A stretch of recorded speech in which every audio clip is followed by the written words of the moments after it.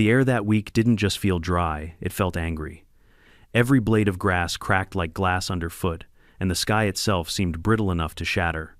I'd lived through drought seasons before back when I was a firefighter, but this one was different.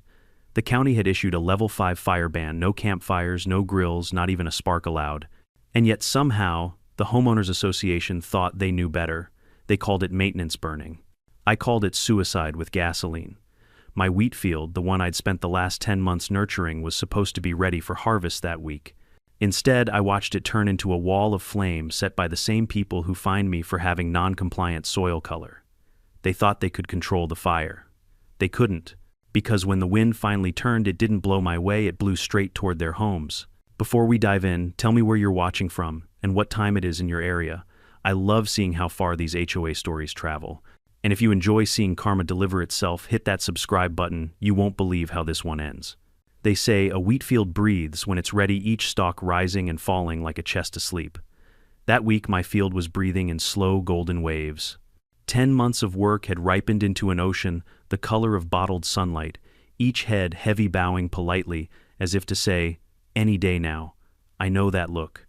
I know that hush. It's the kind of silence you only get right before the combine sings. I'm Scott Morris, 54, retired firefighter turned small farmer by choice, stubborn by nature. I don't drink much, but when I do, it's usually black coffee on a tailgate at dawn, counting the beats between wind gusts and telling the sky what I want from it like it might listen. My world is uncomplicated, rows straight, irrigation lines, tight equipment maintained, records tidy, and for most of the year people leave me alone. People accept the Cedar Ridge HOA that sprouted right up against my fence like a bad rash. They weren't always there. The land used to taper into a scrubby wash, and past that a farmhouse that leaned like it was tired of its own weight. Then developers paved the wash-poured foundations and named the place Cedar Ridge, even though the only cedar in the zip code is a plastic Christmas tree at the hardware store. The HOA came bundled with the stucco rules, fines, newsletters that read like sermons. Somewhere along the line they elected Savannah Clark as president, a woman who smiles like a photograph and talks like a podium. I meet a lot of personalities in my head when I mend fences. Hers is the kind that leaves splinters. On Monday, a white SUV rolled up to my fence and parked half on half off the gravel I paid for. 2 women in identical polo shirts, logo over the heart like a badge, stepped out with clipboards. One of them, a stick of cherry lipstick and impatience, took a picture of my windbreak and frowned at the screen like the trees had insulted her. I walked over, lifted my hat, and said what farmers say when we're trying to be polite. Morning. The taller one turned out to be Monica Hale, HOA treasurer, pointed her phone toward the wheat and declared height variance. Wheat grows, I said. It's famous for it. It's over the fence line and creates visual clutter for adjacent properties, she replied as if reading a grocery list. The other woman scribbled visual clutter like she'd been waiting all week to use it. Adjacent properties move next to a farm, I said evenly. It's going to look like a farm. A third car arrived. Sleek, black, coiffed. Savannah stepped out like a news anchor walking into a story. She didn't waste time. Mr. Morris, we've received multiple complaints. The field is unsightly, and the dry grass presents a hazard. We'll be conducting a maintenance burn on the common strip this week, under controlled conditions, so you'll need to clear your boundary. Maintenance burn, I asked? We're under a level 5 ban. The county spelled it in bold. No burns, no grills, no bracelets with sparklers. The wind's a loaded gun. Savannah produced a smile that made my shoulders itch. We have it covered. Exemption for landscaping. Our contractor is certified. Let me guess, I said. Greenland Resources. A little quiver in her eyelid. We've had a productive relationship. I'll bet I said, tell your productive relationship that if they bring open flame within 50 feet of my wheat, the only productive thing that'll happen is paperwork. A lot of it. She pivoted to Monica. Document his refusal to cooperate. I pulled my phone, opened the county's PDF, and held it up. There is no exemption for open burn during a level 5. I confirmed this morning. I also sent your board a certified letter last Friday. You signed for it, Monica. Nice cursive. You don't get to pretend the law is a suggestion because the stucco needs a photo shoot. Savannah glanced past me at the field. The wind pushed a ripple through it. The heads flashed white gold and settled. She lifted her chin. We'll be in touch, Mr. Morris. They left behind hot tire marks and a flyer on my fence, titled Creating Harmony Through Consistency. I read it then, used it to shim the wobbly leg of my workbench. Best use it was going to get.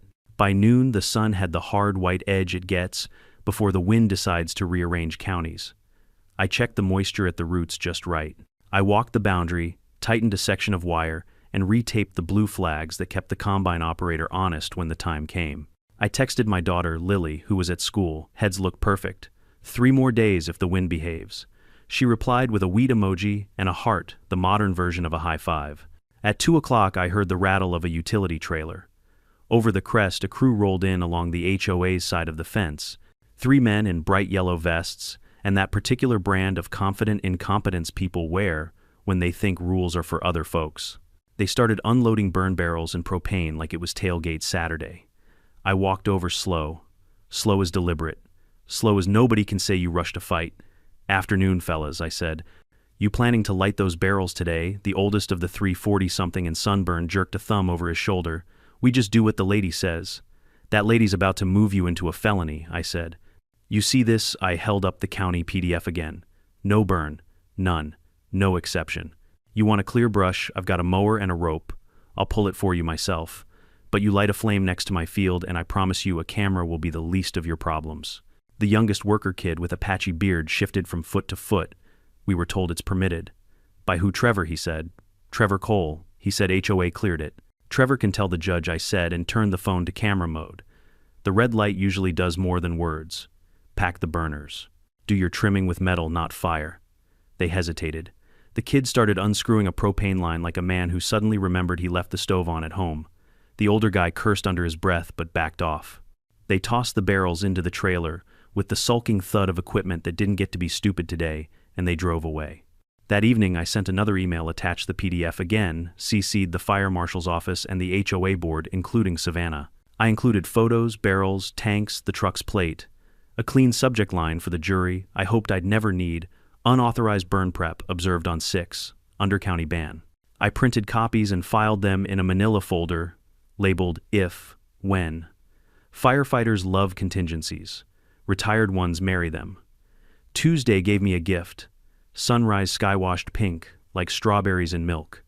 I took a long lap around the field, heads tight, stems proud. I ran the pump, checked for leaks, and listened to the happy hiss of water under pressure. On the HOA side, someone had laid a line of gravel, so new it still smelled like the quarry, and stuck little white flags that said "Restoration Zone," as if the ground were a patient in recovery. No crew, no barrels. I let myself breathe. At 10, I drove into town for diesel gloves and a spare belt for the auger because augers snap belts the way Mondays break plans. I was gone 90 minutes. When I turned onto my road, I saw a black scorch at the corner of the common strip 20 feet from my fence, a long oval of cooked weeds and gray ash like a tongue stuck out in mockery. Someone had lit something. Not a bonfire, the pattern didn't match, but a burn. A test. A dare.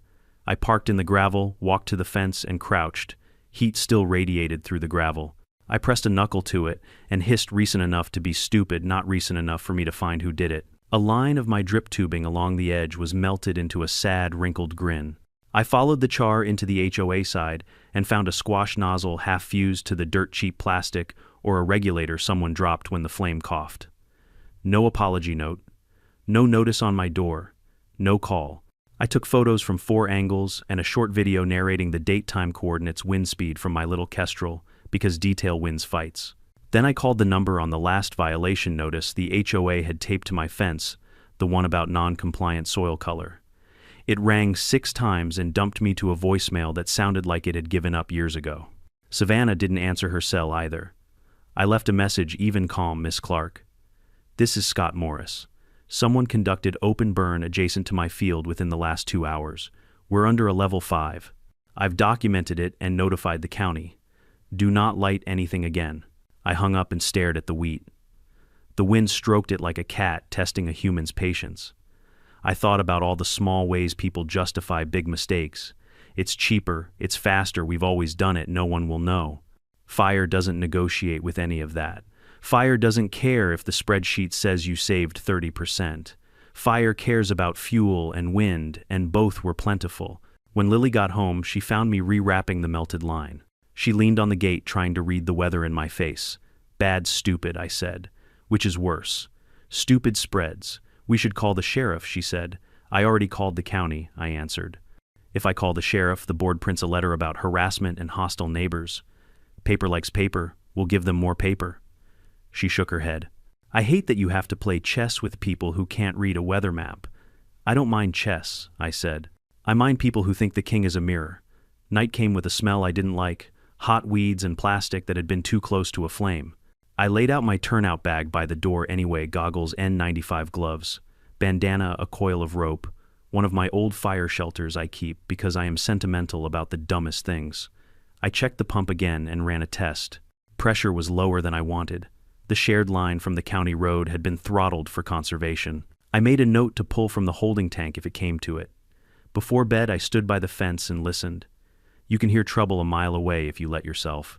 I didn't hear anything except a dog bark and the hiss of water through PVC and a far-off freeway laying down its endless ribbon of regret. My field breathed. My field waited. I went inside, set my phone face up on the kitchen table, and left the manila folder next to it. On the cover, I wrote 2 words in black marker: if, when. I underlined when. Out the window, a porch light blinked on in Cedar Ridge like a warning or a wink. I couldn't tell. Maybe both. The air had that prickly feeling, the kind that makes the hairs on your arms stand up like the world's antenna is catching a station you don't want to hear. If tomorrow behaved, I'd be in the field at sunrise walking the first test strip with the combine. If tomorrow didn't, well, I'd been in rooms with worse odds than weather and won. But weather isn't a courtroom. Weather doesn't care about your exhibits. Weather, like fire, like arrogance, does exactly what it wants until something stronger tells it no. I switched off the light and told myself it would be fine. I didn't believe myself. Morning arrived without color, the kind of gray dawn that feels like a bruise spreading across the sky. I was up before the sun boots already crunching the gravel when the first light crawled over the ridge. The field looked fine at a distance, still gold, still proud, but the air told a different story. You can smell old smoke long after the flames die. It lingers like a lie that thinks it got away with something. I followed the fence line to where the scorch marks had been the day before. The ash was cooler now, but the ground still held that sickly sweet chemical scent, propane, and melted plastic. Whoever had torched it hadn't even bothered to rake the evidence. They just left it there like I wouldn't notice 20 feet of black in a sea of gold. Arrogance makes people sloppy. I crouched and brushed my fingers over the soil. Fine gray powder drifted off my gloves, caught the wind, and disappeared into the morning haze. There's a moment when anger turns into something sharper focus. That's where I was. I took more photos, set a marker flag, and began measuring distance from the ignition line to my property. 14 feet, 8 inches. Close enough that one gust could have turned it into a tragedy. I filed that number away. When I got back to the house, there was a voicemail blinking on my phone. "Mr. Morris, this is Monica Hale from Cedar Ridge. We've received notice of your concerns. Please be aware the HOA is conducting authorized vegetation management to protect the community. Any claims of damage will need to be submitted formally." Her tone was the exact mix of smug and rehearsed I'd come to expect. Authorized. Protect the community. Code words for we did what we wanted and dare you to prove otherwise. I poured coffee black and bitter and wrote the timestamp on a sticky note, 07:16 a.m., Monica Hale, admission of burn. Then I forwarded the voicemail to my email so it would live somewhere safe. The trick to fighting bureaucrats is to beat them at their own religion paper. By mid-morning, the wind had changed again. Small gusts rolled in from the south, carrying dry warmth that scraped against the throat. The weather app said humidity was down to 9%. The fire department had upgraded the warning from high to extreme. I couldn't help thinking that if Savannah had half the sense God gave a cactus, she'd have called her contractors off weeks ago. Around 11, my neighbor Pete Hanlon pulled up in his truck. Pete's one of those quiet guys who sees everything but says little. Retired mechanic, lives 3 parcels west. He leaned out his window, thumb hooked on the steering wheel. "Morning, Scott. You see what they're doing behind the tennis courts?" "No, but I've got a bad guess," I said. "They've got that same landscaping crew out there. Saw barrels again, and one of them was smoking." I sighed. They just can't help themselves. Pete nodded. "My cousin works for the county. He says there's no permits on record for Cedar Ridge. Not one." That was all I needed to hear. "Appreciate the intel, Pete. If the wind shifts again, you get your wife and dogs out first, you hear?" He nodded solemnly and drove off, gravel popping under his tires. I went inside and pulled out my if, when folder. The thing was starting to look like a legal textbook. Inside were every photo, video, and certified mail receipt from the past 3 weeks. I made a new section labeled Witnesses and wrote Pete's name. Then I printed the transcript of Monica's voicemail and stapled it to the top. Organization was half the battle. The other half was patience, waiting for the other side to make the one mistake that couldn't be undone. I didn't have to wait long. That afternoon, a small white drone buzzed overhead. It wasn't mine. I keep mine grounded during high wind. I tracked it until it hovered over the HOA side about 30 yards up. A logo flashed on its tail, Cedar Ridge Safety Initiative. I almost laughed. They were filming their fire prevention project, probably to brag on social media about how proactive they were. I grabbed my camera and recorded their recording. Always record the recorders, that's another rule from my firefighter days. By 4 o'clock, the air was a furnace. The temperature had cracked 103, the kind of heat that hums. I stood on my porch squinting at the horizon when I saw the flicker. Not flame, not yet, just movement. Heat shimmer, bending light wrong. Then I saw the workers again. 3 of them, this time, same truck, same vests. They were back behind the gravel line, unloading tools. This time, I didn't bother walking. I grabbed my phone, zoomed in, and started filming from the fence. The leader, older guy, gray at the temples, tilted a propane torch toward the ground. I saw the flash, a brief tongue of fire, then another. My voice was steady as I narrated. Time 16:37. Date August 17th. Unauthorized burn under County Level 5 ban. HOA contractor igniting flame within 20 feet of private agricultural property. They burned for maybe 2 minutes before one of them looked up and spotted me. The torch dropped fast. They scattered like pigeons, kicking dirt over the smoldering line, but the camera had already caught it. I sent the footage straight to the county fire marshal's office, subject line: ongoing HOA violations, Cedar Ridge. Within minutes, I had an automated confirmation email. At least someone's computer was paying attention. I walked the field again that evening. The shadows stretched long, thin as worry. My wheat was almost ready, the heads tight, bending low under the promise of yield. A week more, and I'd be harvesting. A week more, and all of this would have been behind me. But peace has a way of attracting people who can't stand to see it. I sat on the back porch, sharpening a sickle I hardly used anymore. The sound of steel against stone is calming if you've lived through sirens. The world quieted around me, crickets tuning up the faint buzz of power lines, the far-off laughter of kids from the subdivision. For a minute, I almost forgot there was a war brewing at the fence line. Then my phone dinged. New email. Subject violation notice. Property code 4.12.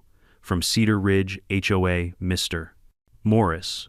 Our records indicate that your property contains overgrown and combustible vegetation in violation of community safety standards. Please address this issue within 48 hours to avoid fines or escalation. Cedar Ridge HOA Safety Committee. I read it twice, then laughed loud enough to scare a crow off the roof. They burned my property and now they were fining me for it. I hit reply. Dear Savannah, thank you for the notice. I'll be sure to include it in my official complaint to the county, which now includes photographic evidence of your contractors violating the fire ban within sight of your so-called safety committee. Sleep well. Scott Morris. I didn't expect a response. Bullies prefer monologues. That night, Lily sat across from me at dinner, pushing pasta around her plate. They're not going to stop, are they? She asked. No, I said. They think they can't be touched. Then what do? Same thing you do with fire. Starve it, contain it, and wait for it to eat its own fuel. She smiled faintly. You sound like Grandpa. Yeah, I said. He'd have hated these people. Outside, the wind rattled the windows like someone testing the lock. I didn't like that sound. I went to the shed, filled the tank of my water pump, and laid out extra hose lengths just in case. The forecast promised dry lightning in the hills, and dry lightning likes to share. I didn't sleep much. Around midnight, I heard engines on the HOA side, small ones like generators. I slipped outside in the dark barefoot on the cool dirt. Over the fence, I saw faint orange glows flickering low and shadows moving. They were burning again. Quiet this time, smaller piles maybe, but still flame. The nerve of it hit me like a slap. I raised my phone, recorded from the dark. The wind caught a bit of smoke and tossed it straight toward me. My eyes watered, and for a heartbeat, I was back on a wildfire line in 2007 ash, in my teeth radios screaming the sky, trying to crush us. The memory brought something sharp to my chest, something I hadn't felt in years, fear clean and cold. I retreated inside, called the county fire hotline again, and left a detailed message. I quoted the timestamp down to the second. Then I sent the footage. It wasn't anger anymore. It was inevitability. They'd keep burning until nature decided to finish what they started. At 3 a.m., the wind shifted. I smelled it before I heard it, a subtle change in direction, the scent of static. The Santa Anas had arrived early. They roared through the valley like a living thing, bending trees and slamming loose shutters. I stood on the porch and watched my wheat bend in one direction, then another, each stalk whipping under invisible fists. The sky flashed distant lightning, dry, silent, dangerous. Somewhere behind the ridge I saw the faintest red glow like a cigarette tip on the horizon. My stomach dropped. That glow wasn't lightning. I grabbed my old turnout coat, jammed on boots, and ran for the truck. The wind howled past my ears, carrying the sound of crackling from somewhere too close. When I rounded the bend toward the eastern fence line, I saw flames creeping along the brush, eating their way toward the field, exactly where the scorch marks had been. The HOA's last little maintenance burn had come back to life. Son of a I gunned the engine, raced to the water pump, and fired it up. The pressure gauge trembled barely above half. Not enough. I ran the hose anyway, spraying the edge of the fire line, but the wind laughed at me, tossing embers into fresh tinder. The flames hissed, retreated, then came back angrier. From the far side, I could hear shouting voices from the HOA district, maybe the contractors, maybe Savannah herself. I couldn't make out words over the wind, but I heard panic. It was the sound of people realizing too late that control was an illusion. Lily appeared at the porch in her robe, phone in hand.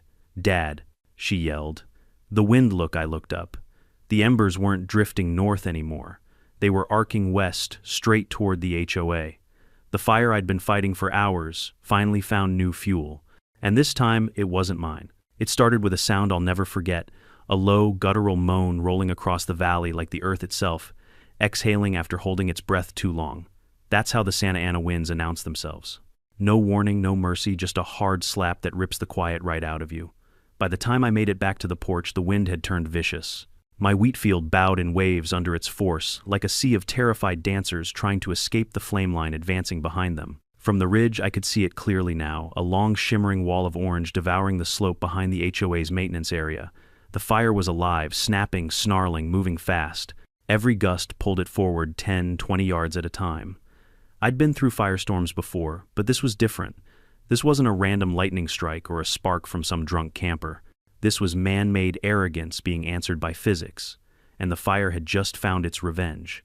"Dad," Lily shouted from the porch. The fire's at the fence. I sprinted back toward the pump, praying the water pressure had built up.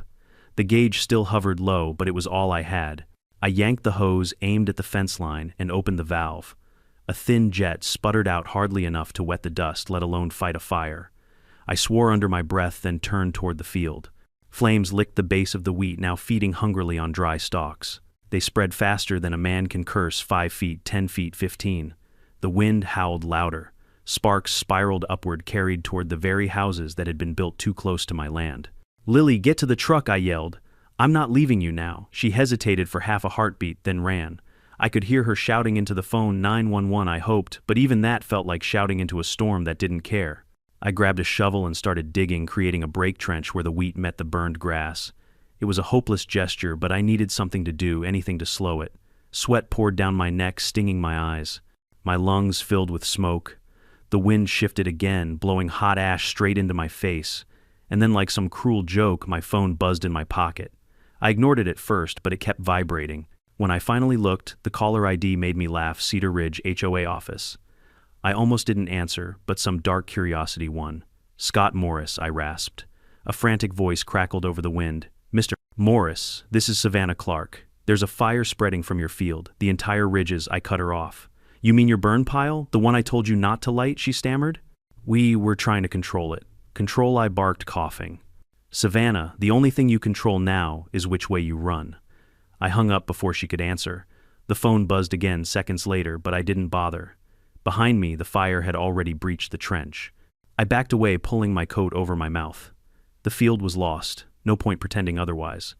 All I could do was make sure it didn't reach the house. I ran the hose along the porch and soaked the siding, the deck, the grass. The pump groaned in protest. The air was a blur of sparks and dust, a storm of light and fury.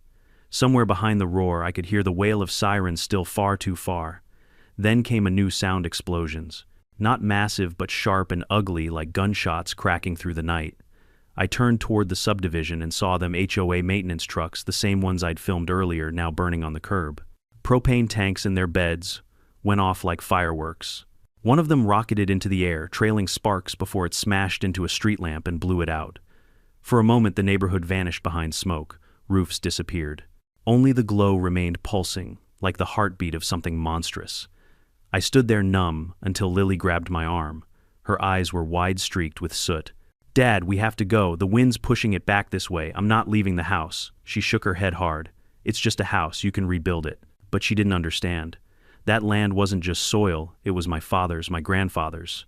Every fence post, every line of irrigation was a story, a memory.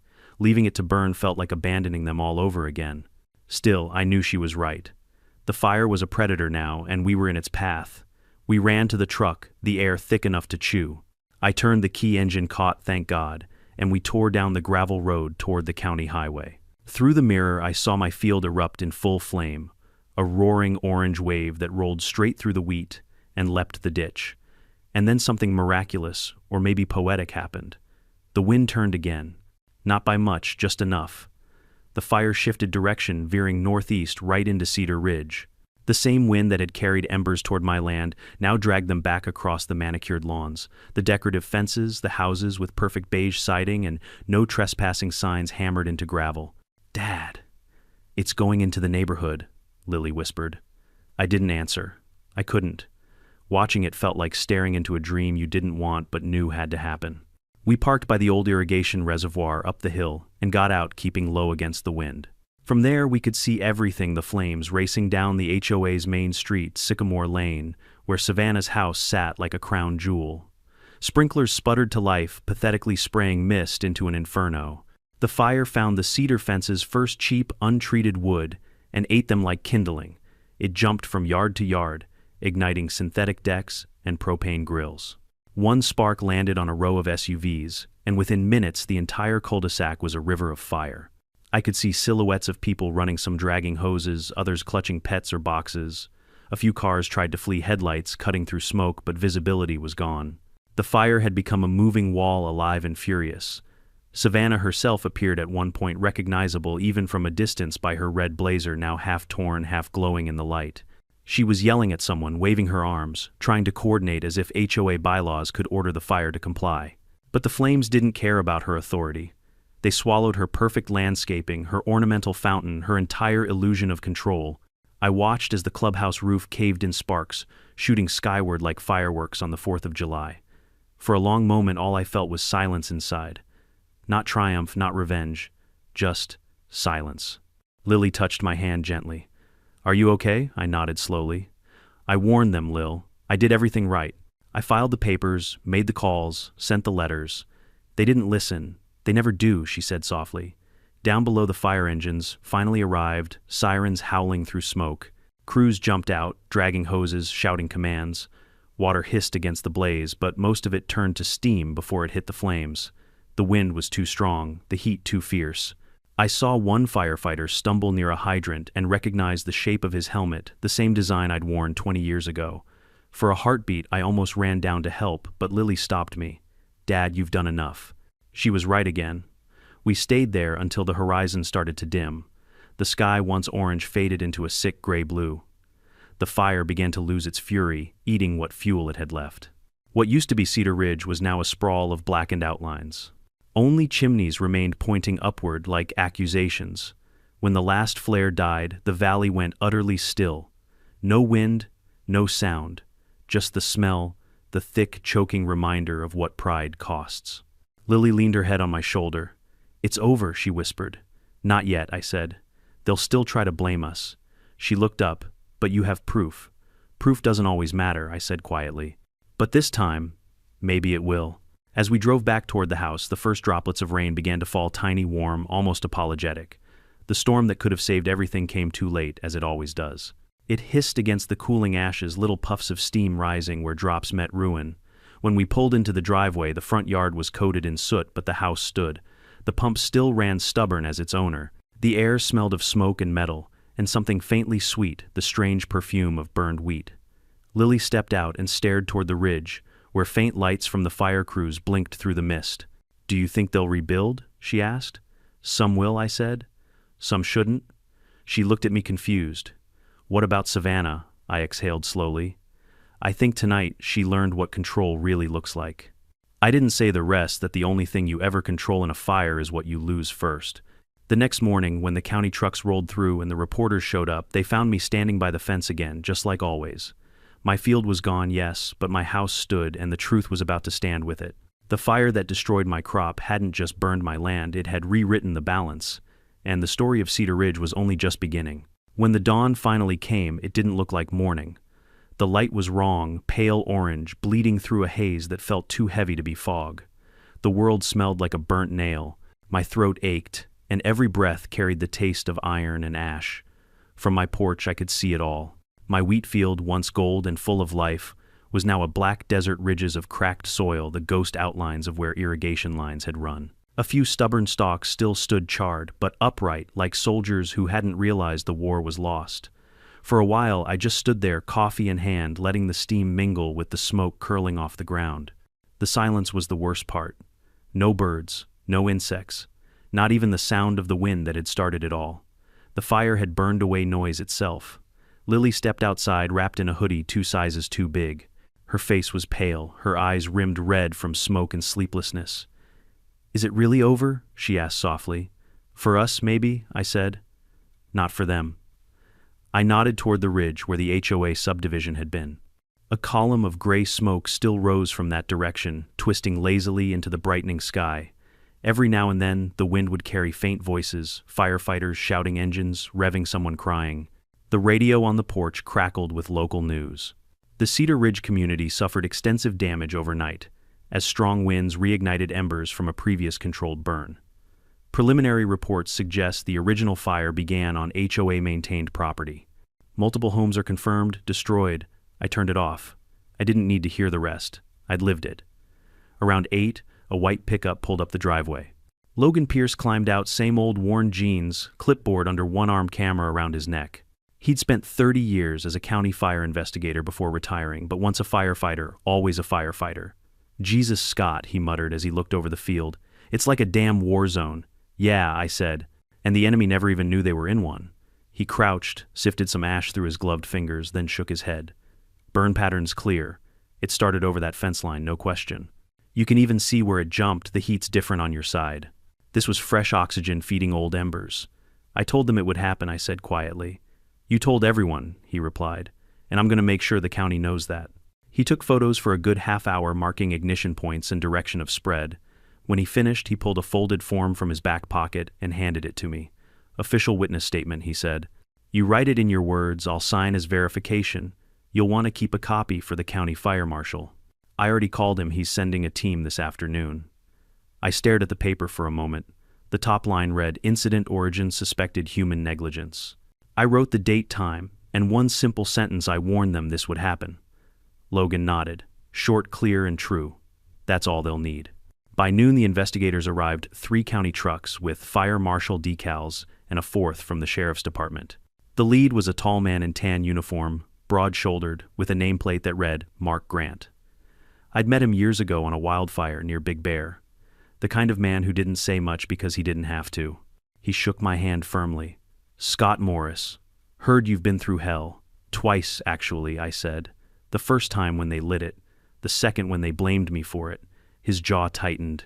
"We'll see about that." They spent the next few hours combing through what was left. They measured burn patterns, took soil samples, cataloged debris. When they reached the HOA side of the fence, they found what I'd expected: melted propane caps, half-burned barrels, and a line of fuel stains leading back toward the maintenance lot. One of the deputies whistled. "Looks like someone poured gas to make it start faster." Mark crouched beside the stains and sniffed. "Accelerant, no question." He looked back at me. "You said you warned them multiple times. Emails, certified mail, voicemails. I even sent drone photos." "Good," he said. "Keep all that ready. We'll need it." Just then, a car pulled up fast, the kind of speed guilt travels at. Out stepped Savannah Clark, still in that same red blazer, though it was stained with soot now. Her hair was wild, her face streaked with smoke, but her tone hadn't lost its edge. "Mr. Morris," she snapped, "I hope you're proud of yourself. Your negligence destroyed half our community. Mark straightened immediately. Ma'am, this is an active investigation. You're not authorized to. She cut him off. I'm the president of Cedar Ridge HOA. I am authorized. This man refused to maintain a proper fire barrier. His overgrown wheat field, I laughed, sharp and humorless. Lady, you burned a field of green wheat and managed to torch your own homes. Congratulations. Savannah's lips trembled, but she pressed on. We had permits. The fire was contained until Mark held up a hand. No, ma'am, you had nothing. County records show 0 permits issued to Cedar Ridge HOA this month, and we've already confirmed ignition points inside your property. If I were you, I'd stop talking. That shut her up. For a moment anyway.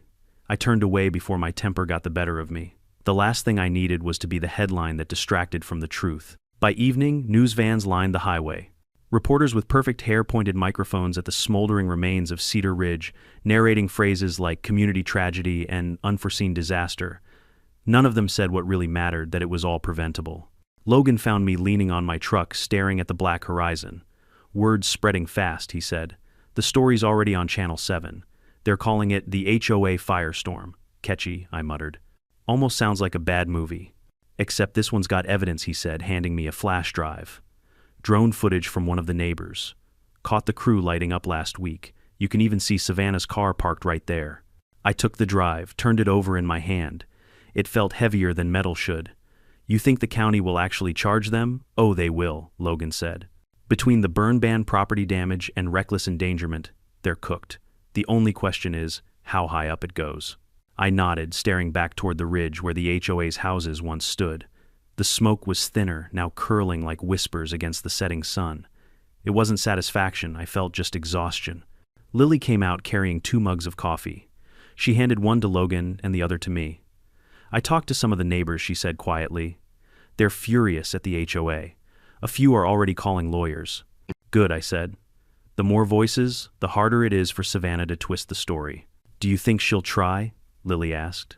I smirked. People like her always do. They'd rather rebuild the lie than face the ashes. That night, the investigators wrapped up their work. Mark Grant approached me before leaving. Scott, he said, we'll file the preliminary report tomorrow. You'll get a copy, but between us, it's clear cut. The HOA violated county law, started the fire, and then failed to contain it.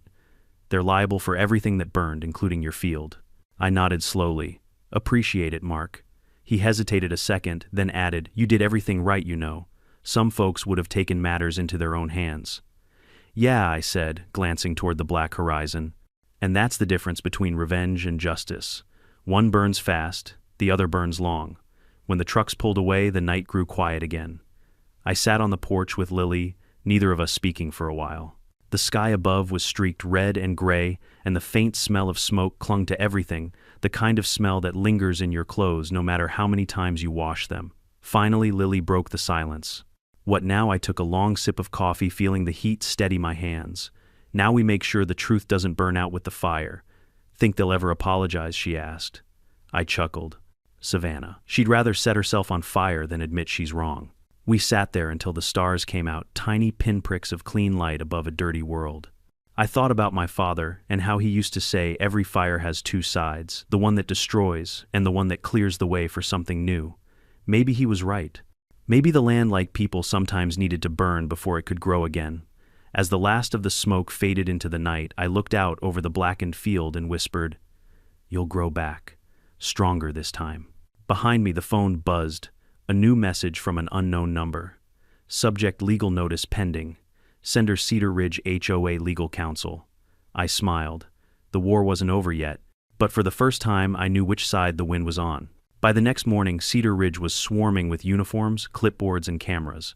County fire marshals in yellow vests walked every inch of the burned perimeter, marking ignition points with red flags that looked almost cheerful against the black ash.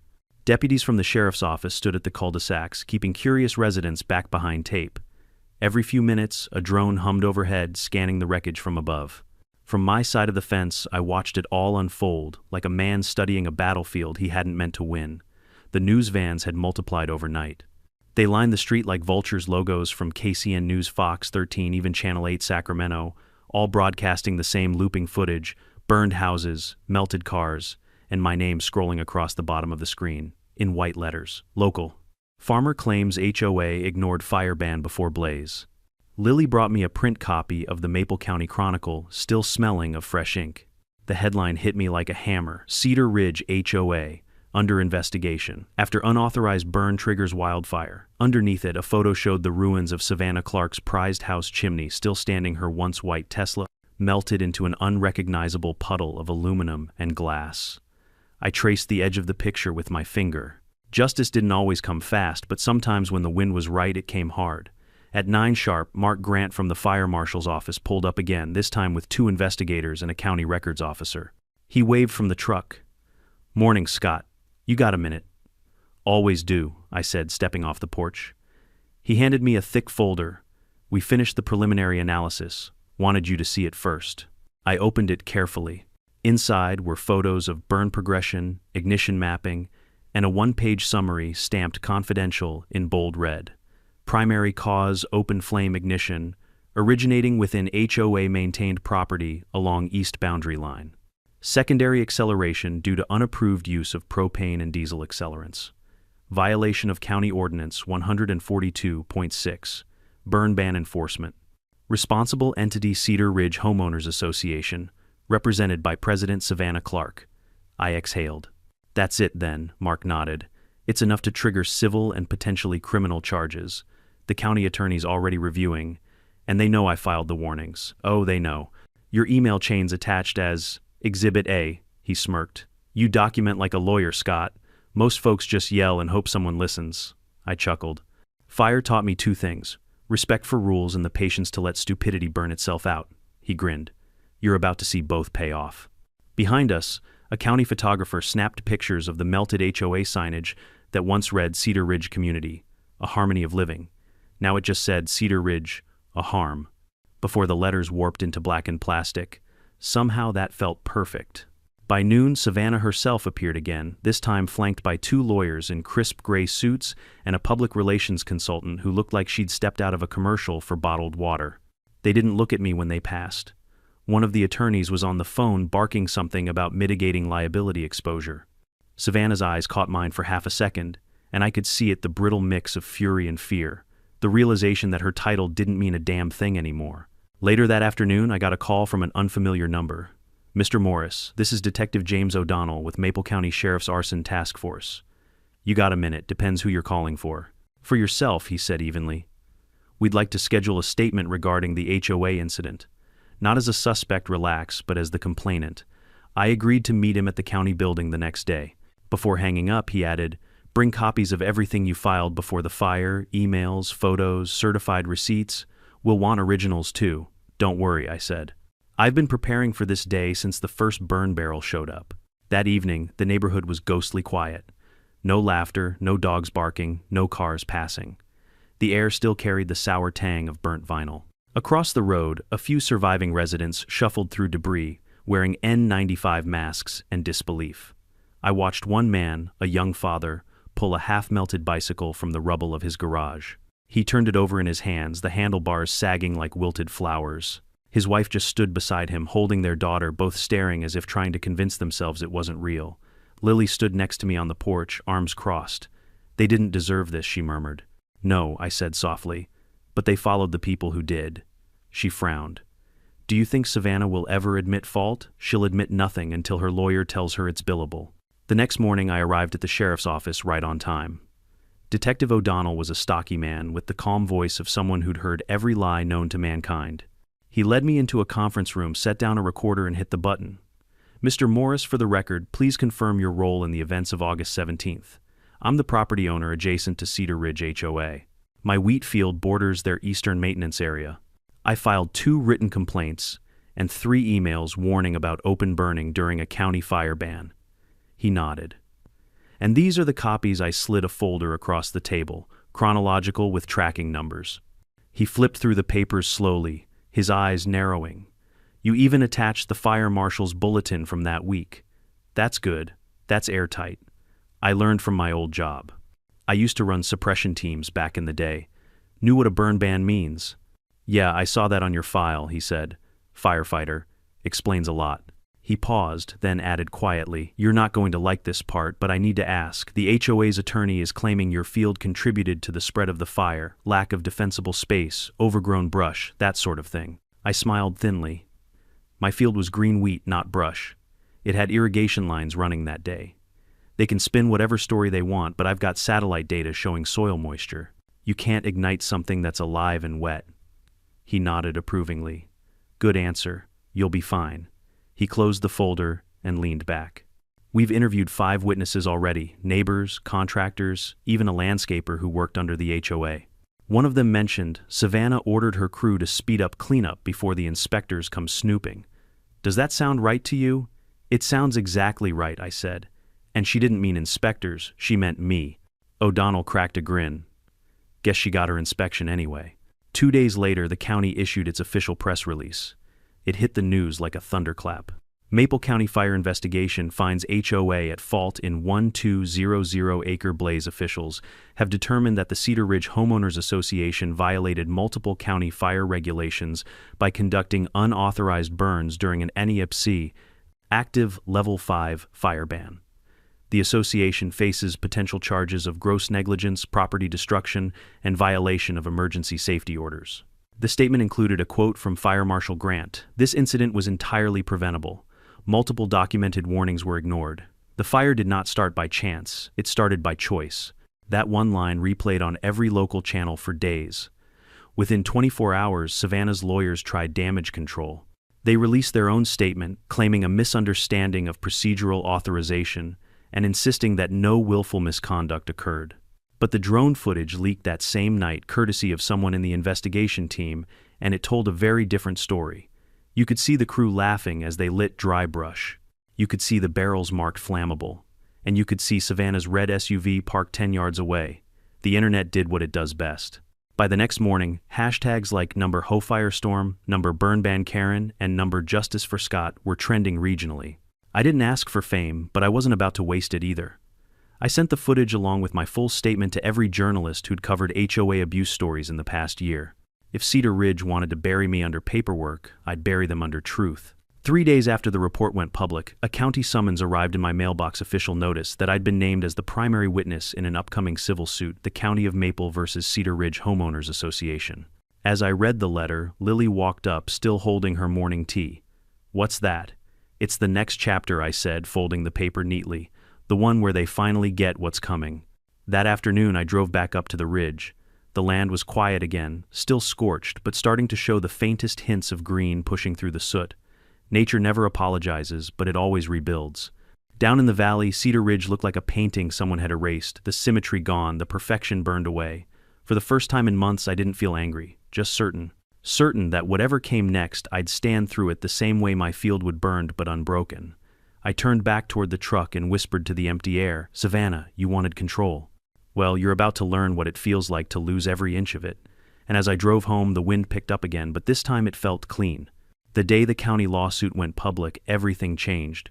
It wasn't just the smell of smoke that lingered anymore, it was tension raw and sharp as barbed wire. Every local station replayed clips of the firestorm, the burning cul-de-sacs, the panicked HOA board members, the ash swirling like snow over million-dollar homes. The footage played on a loop until it became its own form of justice. For once, the headlines didn't twist the truth. HOA firestorm negligence, and cover-up exposed President Savannah Clark under fire. Literally and legally hero farmer documented warnings weeks before disaster. They called me a hero. I didn't feel like one. Heroes save things. I'd watched mine burn. Still, the public wanted a face for the story, and I was it. My phone didn't stop ringing. Reporters, lawyers, neighbors, even strangers offering donations to rebuild. But all I wanted was quiet. By midweek, Savannah Clark finally spoke.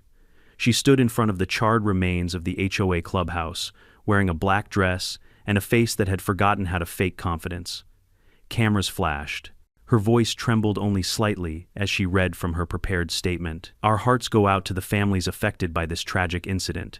We deeply regret the damage caused by this unforeseeable accident. The Cedar Ridge Homeowners Association acted with the best intentions and within our understanding of county safety procedures." That was as far as I got before turning off the TV. Unforeseeable accident. Best intentions. The same hollow phrases bureaucrats always used when they were cornered. Outside, the late summer sun beat down hard enough to make the air shimmer. I was mending a section of melted fence when a car pulled into the drive, a Silver County sedan, clean official, and carrying a man with purpose written all over his posture. He stepped out and extended a hand. "Mr. Morris Detective James O'Donnell Arson Task Force. We met briefly last week." I wiped my hands and shook his. "You found something." He nodded. "More than something." We walked the fence line together, as he explained. The investigation had uncovered internal HOA communications, emails, meeting notes, even text messages.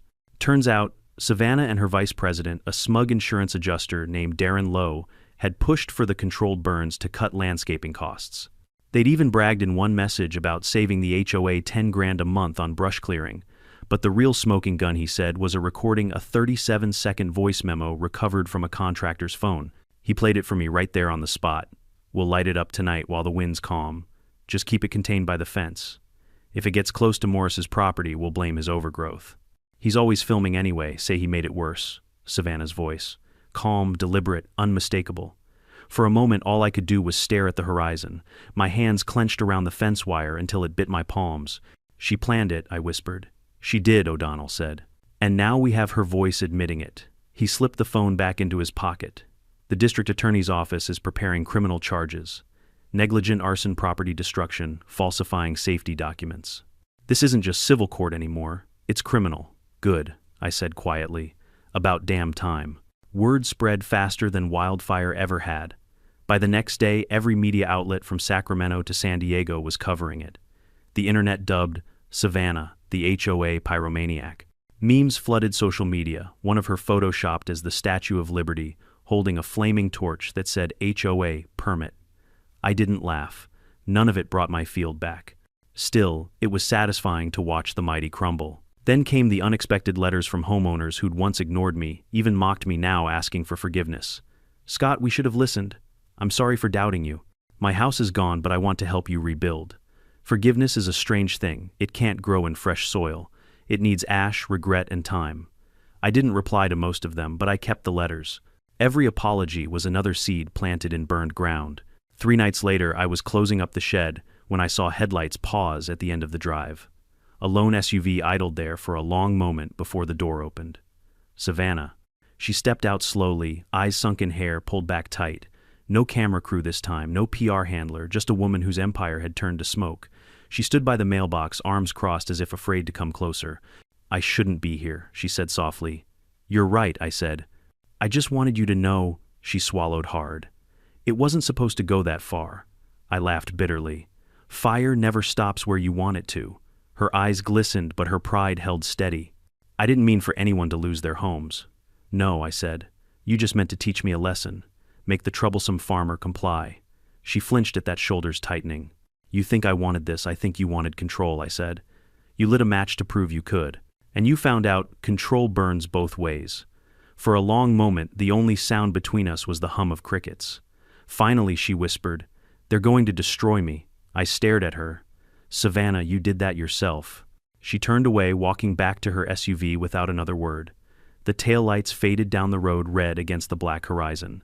Lily came out a minute later, arms folded. "Was that her?" "Yeah." "What did she want?" "Forgiveness, maybe." "Did you give it?" I stared at the dark road. "Not tonight." The next morning, my phone buzzed with another update from the county. The district attorney had filed formal charges against Savannah and 2 other HOA board members: reckless endangerment, destruction of private property, and conspiracy to falsify safety permits. Bail was set at $200, $000 each. For the first time since this nightmare began, I felt a sliver of peace. Not joy, not triumph, just balance. But peace is a fragile thing. That evening, a letter arrived in a plain white envelope, no return address, just my name typed neatly on the front. Inside was a single sheet of paper. "You're tearing this community apart. You've made enough enemies, Morris. Let it go before something else burns." No signature, no clue who sent it. Lily read it over my shoulder. "You think it's Savannah, could be one of her cronies," I said. "People who still think the HOA was some kind of religion. What are you going to do?" "Keep every threat," I said. "Every word. Paper's the only thing that doesn't lie." 2 days later, the public hearing began. The courthouse overflowed with reporters and residents. I sat in the front row beside my lawyer watching Savannah walk in wearing a beige suit and that same blank mask she'd always worn during HOA meetings. She avoided my eyes. The DA laid it out methodically, the illegal burns, the ignored warnings, the forged permit requests, the voice recording. Exhibit after exhibit hit the projector until there was nowhere left for her to hide. When the audio clip played in full, the room went dead silent. Even Savannah's lawyer dropped his pen. "We'll light it up tonight while the wind's calm." When it ended, the prosecutor simply said, "No further questions." Savannah didn't look at anyone. She just stared down at her manicured hands like they didn't belong to her anymore. Afterward, outside the courthouse, a reporter shoved a microphone toward me. "Mr. Morris, how does it feel seeing the people responsible face justice?" I paused, choosing my words carefully. "It doesn't feel good," I said. "It feels necessary." That quote ended up everywhere: TV, newspapers, online posts. People called it powerful. To me, it was just the truth. That night, Lily and I sat on the porch watching the stars push through the haze. The land was still dark and scarred, but life had started creeping back. Tiny green shoots poked through the black soil where wheat once stood. "Look," Lily said quietly. "It's growing again." "Yeah," I murmured. "It always does." She leaned her head against my shoulder. "Do you think they'll rebuild Cedar Ridge?" "Maybe," I said. "But it won't ever be the same. Once you've seen your own walls burn, you don't build them the same way again." We sat there a long while listening to the crickets, watching the moonlight glint off the new green. The air was cooler, now softer. For the first time in months, it didn't smell like fear, it smelled like rain. Somewhere out there, Savannah was waiting for a verdict. I didn't wish her harm. The fire had already done that. All I wanted now was for the truth to finish what it started, to burn away everything false, until only what mattered remained. And maybe when the ashes finally settled, we'd all see what was left worth saving. The trial began 6 weeks later, but the story had been burning across the state long before that. By the time Savannah Clark stepped into the courthouse, she wasn't just a disgraced HOA president, she was a symbol. Every news station called it something different. The fire that humbled the powerful, the HOA inferno, the blaze that burned the bylaws. For me, it was still personal. I wasn't there for headlines. I was there for the orchard my father never got to see again, for the field that had fed my neighbors for years, and for the promise that stupidity and arrogance wouldn't be allowed to masquerade as authority anymore. The courthouse itself looked old enough to remember the Great Depression stone walls, creaking wooden doors and ceilings that turned every whisper into an echo. The air smelled faintly of lemon cleaner and nerves. When I walked into the courtroom that first morning, Savannah was already there. She wore gray this time, no more red blazer, no more self-importance. Her lawyer, Michael Trent, stood beside her, sharp suit, slick words, dead eyes. Behind them sat 2 other former board members, Darren Lowe, the insurance adjuster, and Marcy Hill, the treasurer, who'd approved the payments to the fake landscaping company. The judge, Honorable Claire Winslow, entered with a face carved from patience and exhaustion. She was known for handling wildfire and environmental cases. I'd read about her fair, relentless, allergic to excuses. I liked her already. The DA, Rebecca Lane, started strong. She was young, maybe mid-30s, with the kind of calm fury that burns hotter than shouting ever could. She began with a single sentence that silenced the room. This fire didn't start in the grass, it started in an office. Then she laid it out piece by piece. Emails, budget, cuts, the meeting minutes where Savannah's voice could be heard, saying, "We'll handle it quietly." Next came the drone footage, the same one Logan Pierce had given me. It played on the courtroom screen, like a movie no one wanted to star in. There was the burn barrel, the crew laughing, the spark that started everything. The jury watched in absolute stillness. When the clip ended, Rebecca turned to them and said, "This isn't nature. This is negligence, wearing a name tag."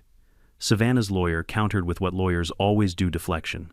He claimed the HOA had verbal clearance from a county contact that the fire's escalation was due to unpredictable winds, and that I, Scott Morris, had failed to maintain adequate defensible space.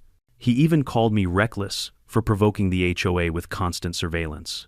When he said that, Savannah actually nodded. I leaned toward my lawyer, Lacey Turner, and muttered, "You think it's too late to install sprinklers in my patients?" Lacey smirked. "Don't worry. Their house of lies has dry timber. Let them keep lighting matches." When my turn came to testify, the courtroom felt smaller. Every camera lens seemed to hold its breath. Lacey gave me a nod before I took the stand. "State your name for the record." "Scott Morris." "Occupation?" "Retired firefighter, farmer, father." "Tell the court." "Mr. Morris, what did you see in the days leading up to the fire?" I told them everything. The first scorch marks, the ignored warnings, the emails I'd sent, the voicemail from Monica Hale claiming an authorized maintenance burn. I explained the wind patterns, the moisture levels in my field, the way the flames jumped because of dry brush the HOA had refused to clear. Then Lacey played the voicemail Savannah had left that night, the one where she accused me of negligence while the fire was still spreading. The jury's faces hardened as they listened to her, words echo through the room. Your field's on fire, Mr. Morris. You need to take responsibility. When it ended, Lacey asked, how did that make you feel? I paused, like watching someone crash your car, then hand you the bill. There was a faint chuckle from the back row, quickly silenced by the judge's gavel. Lacey smiled slightly. No further questions. Savannah's lawyer tried to shake me during cross-examination. Mr. Morris, you admit your property contained flammable vegetation. Everything in this county contains flammable vegetation, I replied. Even your briefcase if you get close enough to Savannah's torch. The courtroom erupted in laughter. The judge tapped her gavel once, but I caught the faintest twitch of amusement in her eyes. Trent scowled. You think this is a joke? No, I said. I think it's a tragedy pretending to be an HOA policy. By the time he sat down, his notes looked like confetti. The most damning testimony came 2 days later. The county investigator Mark Grant took the stand with the confidence of a man who had nothing left to prove. He presented chemical analysis reports showing traces of propane and diesel in the HOA's burn area, accelerants consistent with industrial landscaping equipment. Then came the recording, the one O'Donnell had played for me by the fence. The moment Savannah's voice filled the courtroom again, she visibly crumbled. We'll light it up tonight while the wind's calm. Just keep it contained by the fence. You could have heard a pin drop after that. The judge turned to Savannah's lawyer. Any objections? Trent adjusted his tie. No, Your Honor. For the first time, Savannah looked at me, not defiant, not angry, just hollow. I almost pitied her. Almost. By the third week, the defense had run out of oxygen. Every lie they'd built their case on had gone up in metaphorical smoke. The jury deliberated for less than 4 hours. When they returned, the foreman stood tall and steady.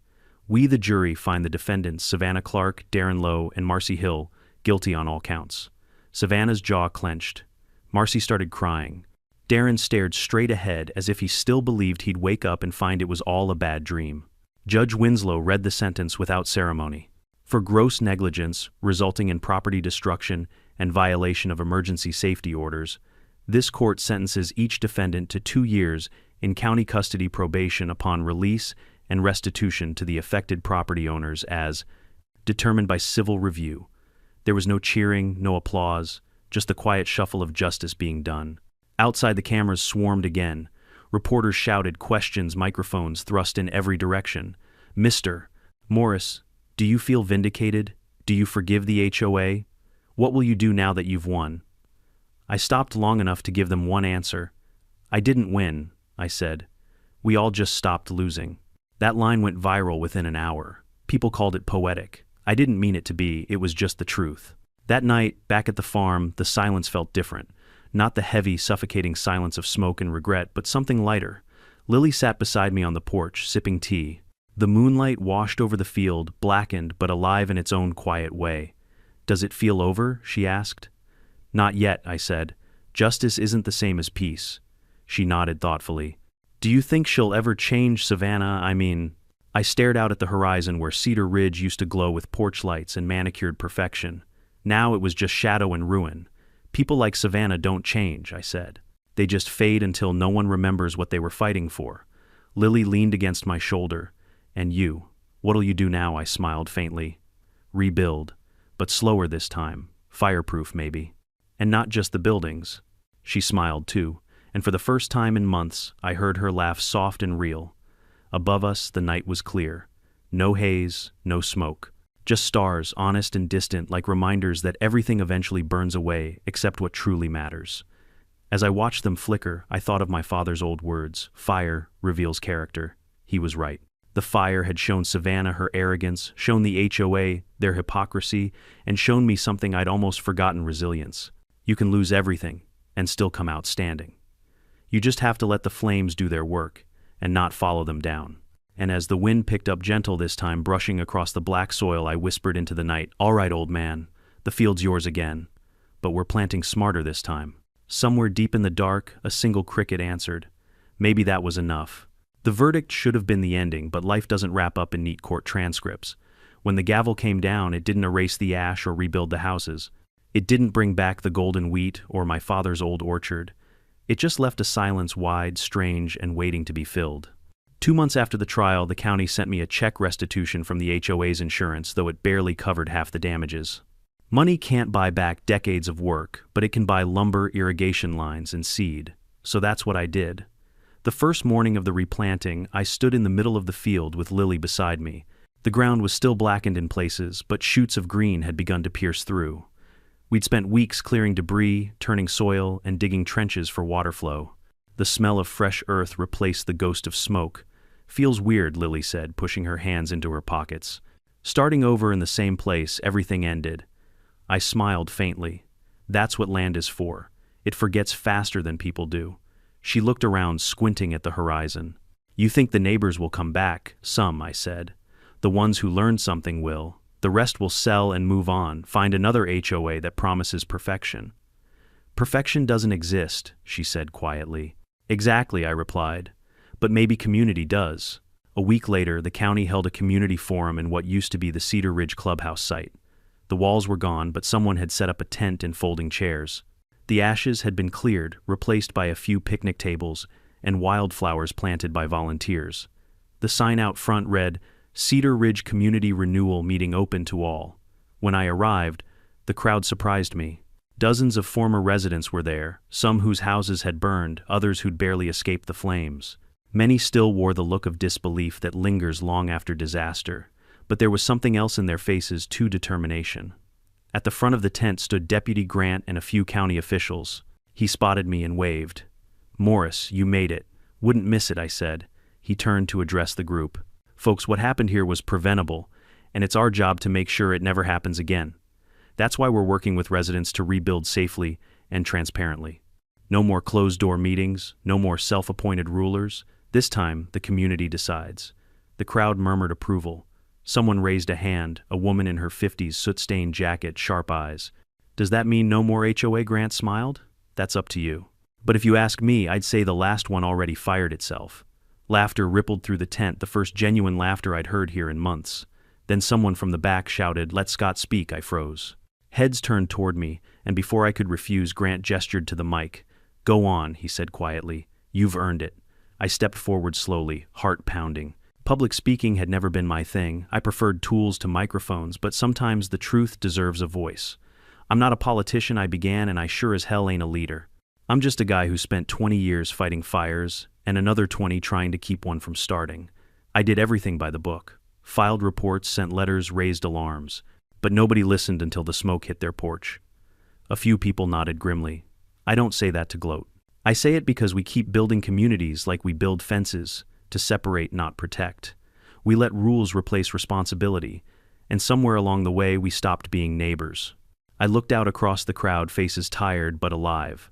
When that fire came, it didn't care about bylaws or boundaries. It burned everything the same. But after it, I saw something worth saving: people, helping each other without fines, without threats, without needing permission. That's what community is supposed to look like. I paused, letting the silence settle. So if you're rebuilding, don't rebuild walls. Rebuild trust, rebuild common sense, rebuild something that can't burn. For a moment, no one spoke. Then the clapping started, soft at first, then stronger until it filled the space like wind through trees. I stepped back, a little embarrassed but relieved. Grant leaned over and whispered, "You ever run for office, I'll vote for you." I chuckled. "Not a chance. Paperwork catches fire too easy." In the months that followed, something incredible happened. Without an HOA breathing down their necks, people actually started working together. The empty lots that once held manicured lawns now sprouted vegetable gardens and fruit trees.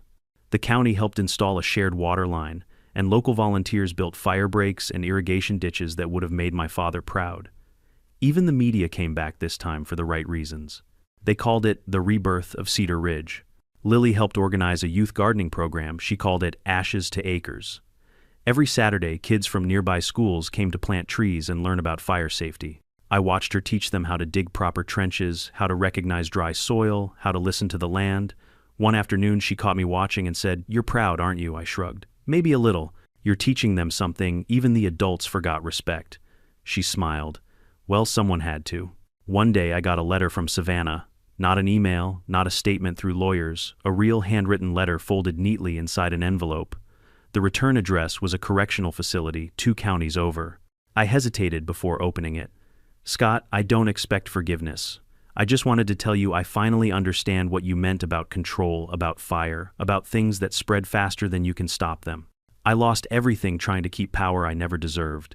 But I read about what you're doing now, about the rebuilding, the kids planting trees. I'm glad someone like you was there to fix what people like me broke. If you ever replant that wheat field, save 1 row for me not to own, just to remember. Savannah Clark. I read it twice, then folded it back carefully. I didn't forgive her, not fully. But for the first time, I believed she meant it. By autumn, the field had come alive again. Rows of young wheat stretched across the land, glimmering green and gold under the sun. Every time the wind blew, it rippled like water, the same wind that once carried fire, now carrying life. We held a small harvest celebration, nothing fancy, just neighbors, folding chairs and music. Someone brought lemonade, someone else baked pies.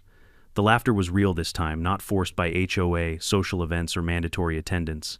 As the evening faded, Lily stood on a hay bale and raised her glass. To what fire tried to take and what we took back, the cheer that followed carried through the valley. I stood a little apart looking at the field. A year ago it had been a graveyard. Now it was breathing again. Logan Pierce wandered over, hands in his jacket pockets. You ever think you'd see it like this again? Didn't dare hope, I said. Guess hope's like fire too, all it needs is a spark. He grinned. Careful, coming from you, that's a loaded metaphor. Maybe, I said, laughing softly. But it's true. When the last of the guests left and the stars began to prick through the sky, I walked to the center of the field.